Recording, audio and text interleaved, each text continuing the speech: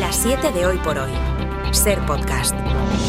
¿Qué tal? Muy buenos días. Hoy se cumplen 2 semanas, 14 días, de la entrada de más de 70.000 o 80.000, hay datos fluctuantes, 80.000 personas por la frontera en Ceuta. Desde entonces, el gobierno, sobre todo estos últimos días, se está esforzando en escenificar un respaldo a esa ciudad con visitas diarias. Esta semana, visitas diarias de ministros a Ceuta.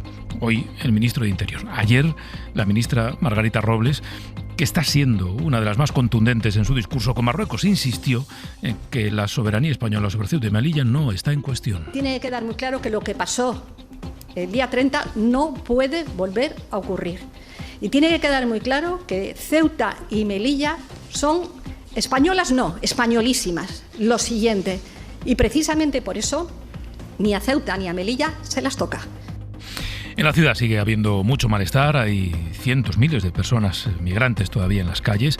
La responsable de defensa llegó a hablar con algunos ceutíes que le trasladaron preocupación, aunque otros le increpaban a su llegada. ¡Fuera! ¡Fuera! ¡No te queremos! ¡Fuera! ¡Fuera! Hay que defender a España, mira cómo están. Bueno, la línea marcada por Robles contrasta con otras voces del Ejecutivo que tratan de evitar el choque directo con Marruecos. El ministro de Interior, que como les decía hoy va a viajar a Ceuta, defendió que el país vecino está reforzando la frontera, obviando en todo caso la inacción policial marroquí de hace 2 semanas, que con esa actitud un poco de brazos caídos toleró la marcha de miles de personas sobre Ceuta. Javier Bañuelos, buenos días. ¿Qué tal? Buenos días. Sí, esta vez el ministro del Interior defiende que están preparados para prevenir una entrada masiva, monitorizando las redes desde el minuto 1 e intercambiando, dice, información con Marruecos, país que según Marlaska está reforzando la frontera como siempre ha hecho. Palabras literales del ministro del Interior en las que obvia la pasividad del Reino Alauita el pasado 30 de julio en la que ha sido la peor crisis migratoria, con al menos 140 muertos. Marruecos está trabajando de una forma relevante e importante, está implementando, siempre lo ha hecho, pero aún más implementando los medios de protección de la frontera. Fernando Grande Marlaska mantiene también el tono duro del gobierno. No hay sitio en España, ni en Ceuta, ni en Melilla, ni en el resto de ciudades españolas, para aquellos que quieran entrar de una forma irregular y violentando la ley. Y da por hecho que habrá menores que serán retornados. Aquellos menores que deban de ser retornados serán retornados en los términos de cumplimiento de nuestra ley y de una forma efectiva y lo más rápido posible. Por lo pronto, el ministro del Interior ha dado orden a las fuerzas de seguridad para que pasen a disposición judicial a todas aquellas personas violentas o que provoquen disturbios en Ceuta. Aquí en España, por tanto, discurso contenido sobre Marruecos. En Marruecos, discurso no tan contenido sobre España. El ministro de Justicia de ese país dijo ayer que están estudiando suspender el acuerdo de extradición. Ángel Villascusa, buenos días. Buenos días. Sí, fue en una entrevista con la agencia EFE en la que ha insinuado que España está incumpliendo parte de ese acuerdo. El responsable de Justicia también criticó la regularización masiva de migrantes aprobada hace unos meses y dijo que Ceuta y Melilla están ocupadas por España. Y en medio de todo esto, el PP sigue acusando al gobierno de falta de respuesta a la crisis, de no dar la cara. Ayer en la Comisión de Interior en el Senado, sin Marlaska, que avisó de que no iba a acudir, y haciéndose una foto, el Partido Popular, fundamentalmente el PP, sonriendo con esa silla vacía donde tendría que haberse sentado el ministro. En la sesión a la que solo acudieron los senadores del PP y de Junts, el PP cargó contra el gobierno y contra Grande Marlaska por no haber comparecido. El presidente de la Comisión Popular, Fernando Martínez Maillo, decía esto. La silla vacía del ministro, pues sinceramente creo que es injustificable, es una falta de respeto al Senado, a la labor parlamentaria de todos nosotros, y está incumpliendo sobre todo una obligación constitucional y una obligación legal y constitucional. El PSOE ha acusado al PP de utilizar de forma partidista el Senado por llamar a comparecer a Marlaska y asegura que va a dar explicaciones en el Congreso junto a otros ministros. El PP, que además empezó ayer a elevar al menos un tono su discurso sobre Marruecos, señalando por primera vez la responsabilidad de Rabat Al-Mazcurra, vicesecretaria del PP.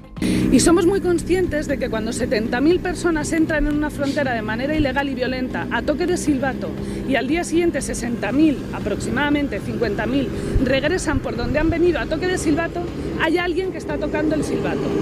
Ya sea por acción u omisión, Marruecos es responsable de lo que ha sucedido y está sucediendo en este momento en Ceuta. Por cierto, es la Comisión Sectorial del Ministerio de Infancia que tiene que preparar la reunión entre la ministra Asira Rego y los consejeros autonómicos, se supone que a finales de este mes, para abordar la situación de los más de 1.400 menores que cruzaron a Ceuta. En fin, así comienza este jueves, es 13 de agosto. Dios, que es de noche, tío.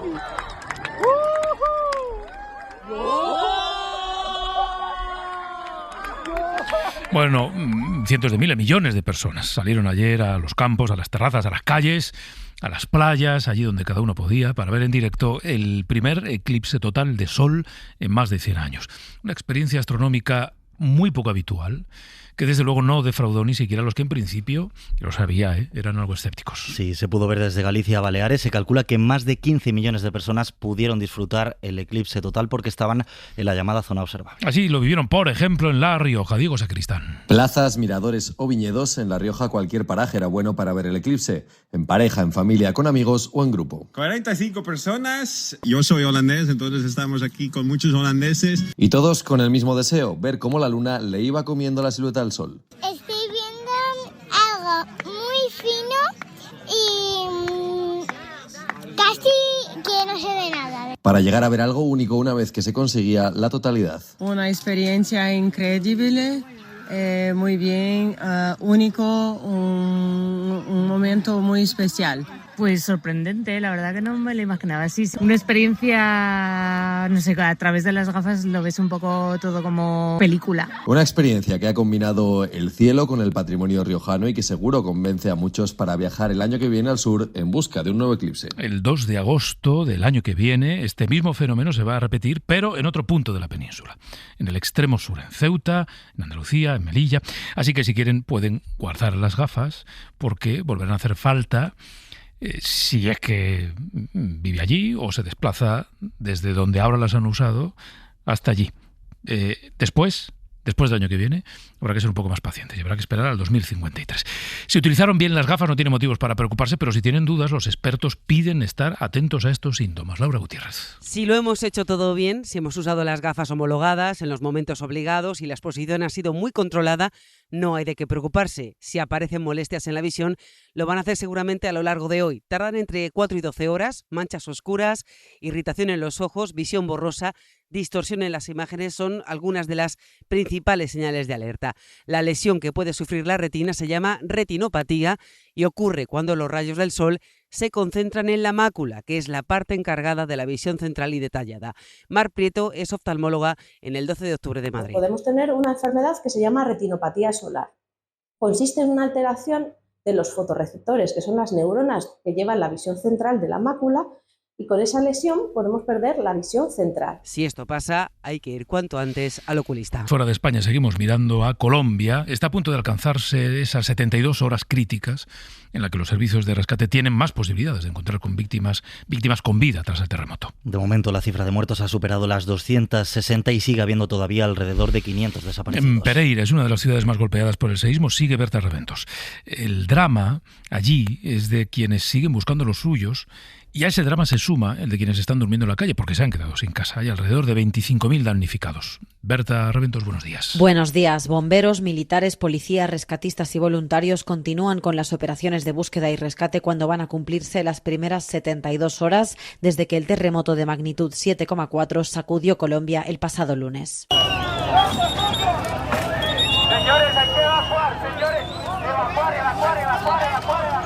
Decenas de familias han pasado una noche más a la intemperie acampando en la Plaza Libertad en el centro de Pereira. Reclaman al Estado más atención. Toda esta gente que usted ve, la familia, niños y todos estamos durmiendo en la calle. Y si cae un aguacero, ¿usted se imagina cómo vamos a quedar?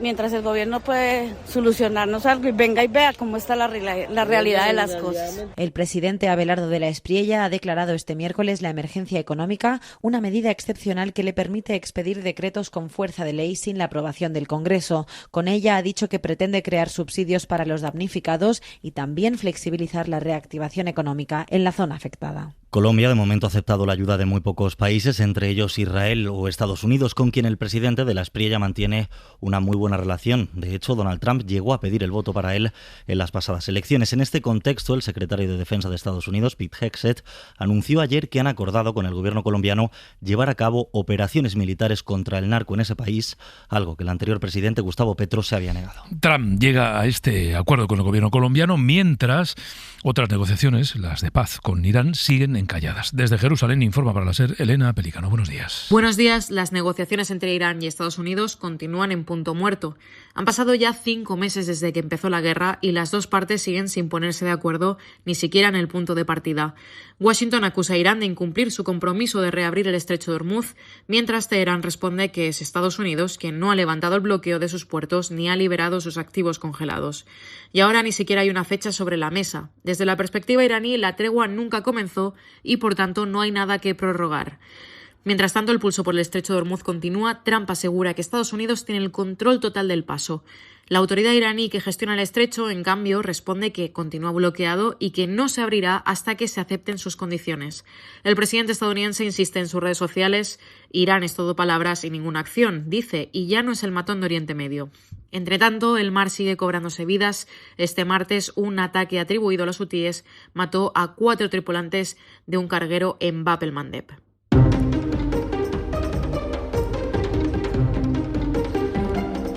El verano pasado, cuando el gobierno aprobó ampliar el permiso parental retribuido, la patronal, los empresarios, salieron a la carga aduciendo que las empresas ya estaban bajo mucha presión. Bueno, un estudio de la Cámara de Comercio señala que 7 de cada 10 empresas dicen ahora que no ha afectado a la productividad. Estefanía Salvatierra. El 66% de las empresas españolas considera que la ampliación de los permisos retribuidos por nacimiento y cuidado de hijos tiene poco o ningún impacto sobre la productividad de su negocio. Así lo recoge el último estudio de la Cámara de Comercio, en el que también se indica que en el 42% de las empresas las mujeres representan menos de la mitad de la plantilla. No es así en las compañías con más de 100 trabajadores y que se dedican al turismo y a la restauración.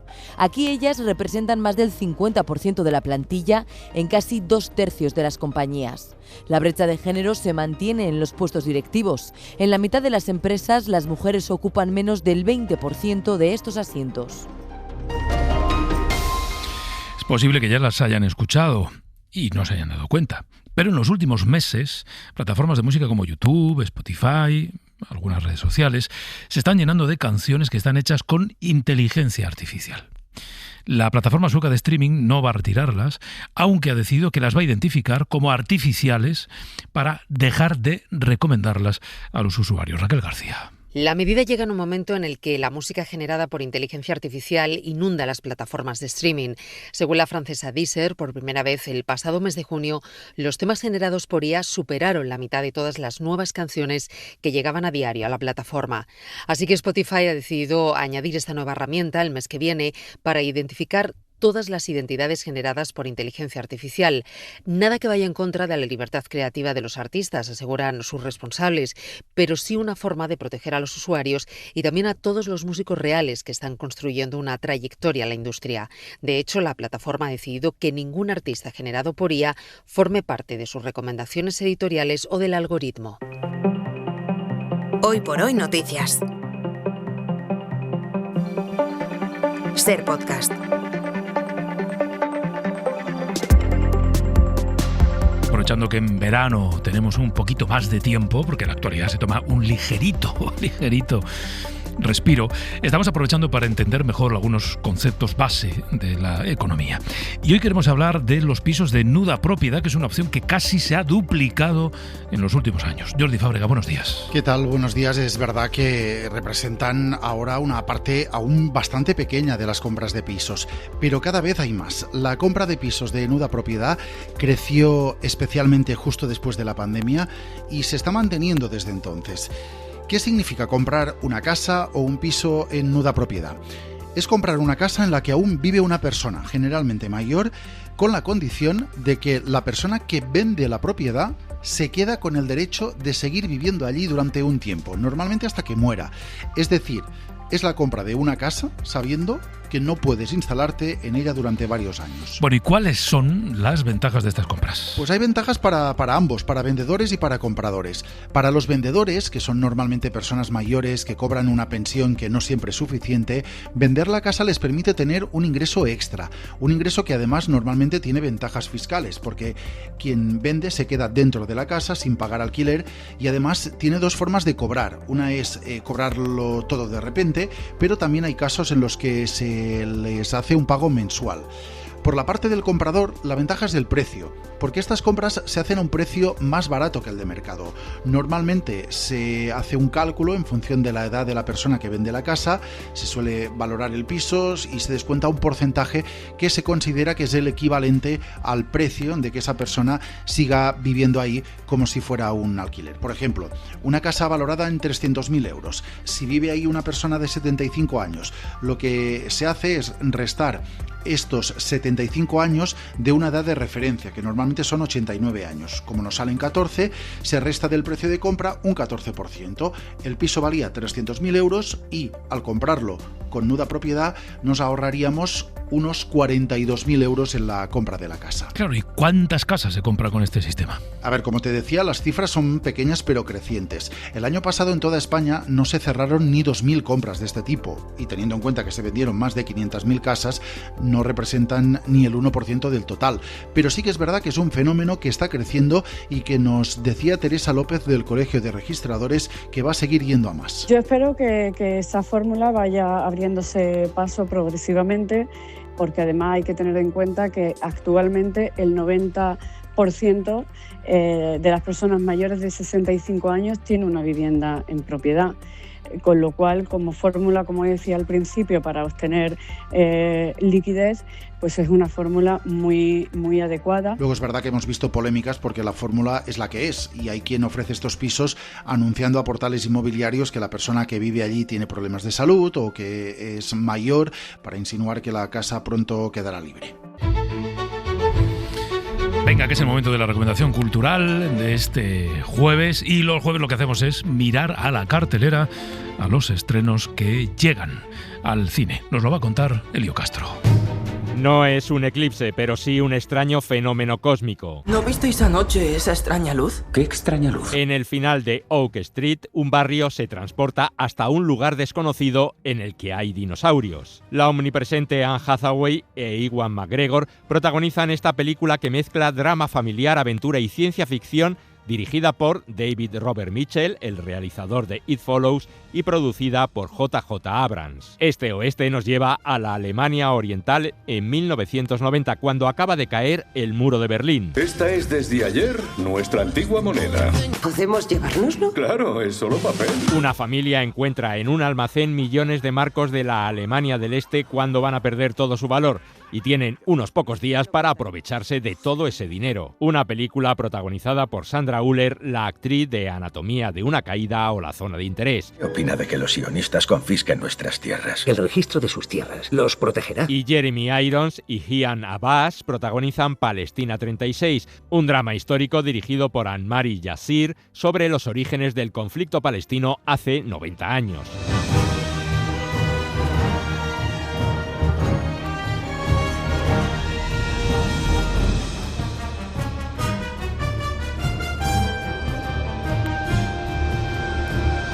Bueno, ya saben que los programas del cine de la SER del fin de semana los pueden recuperar siempre en la aplicación de la SER y en nuestra web en cadenaser.com. Para no perderte ningún episodio, síguenos en la aplicación o la web de la SER, Podium Podcast o tu plataforma de audio favorita.